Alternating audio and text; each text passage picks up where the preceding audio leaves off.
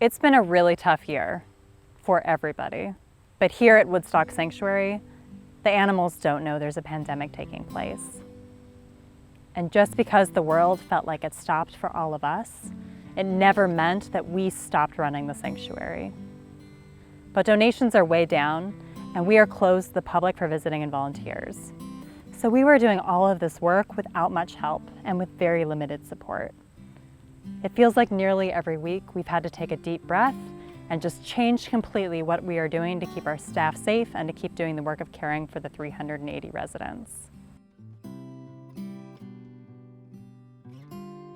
We've also had heartbreaking losses in 2020. Sanctuary work means losing friends, but this year has been especially hard. We've lost Fawn, Marin, Tomoko, Harvey, and others.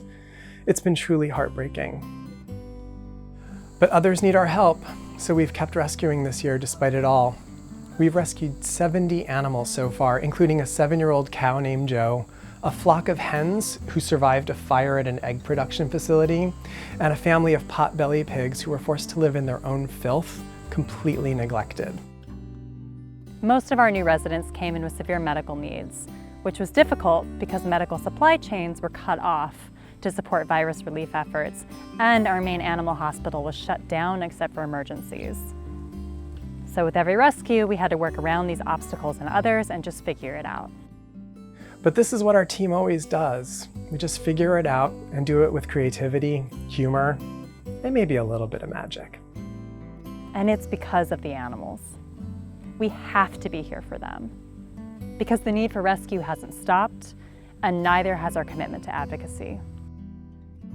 One of the horrifying things that made national news this year is cruel depopulation methods that are used by large industrial farms. Essentially, just killing animals en masse on farms when they can't send them to slaughter and throwing them away. This is common practice, but was happening all over suddenly because of the pandemic shutdowns. Millions of animals were being killed in terrible ways and thrown away. We put out a petition in April asking farms to consider the placement of these animals at rescues and sanctuaries if there was space, instead of killing them. And in less than a month, the petition gained nearly 14,000 signatures and reached over 200,000 people. And then in May, we saved 10 hens from a big rescue in Iowa, from a large industrial egg farm that was wanting to get rid of nearly all of their birds through cruel depopulation methods. Together, multiple sanctuaries worked to save the lives of 1,300 birds. When we couldn't do our normal in-person humane education programs, we moved them online. We've done literally thousands of digital tours that have gotten in front of tens of thousands of people. We launched our Dairy Truth campaign with the pledge for people to boycott the dairy industry and live dairy-free. The campaign has reached 3 million people so far.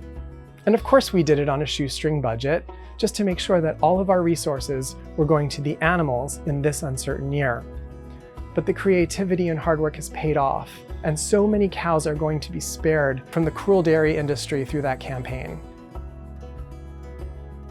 And while we do the work of caring for the animals here and advocating on their behalf, we hold all of those who suffer in the cruel system of animal farming in our hearts. We won't stop until they are liberated.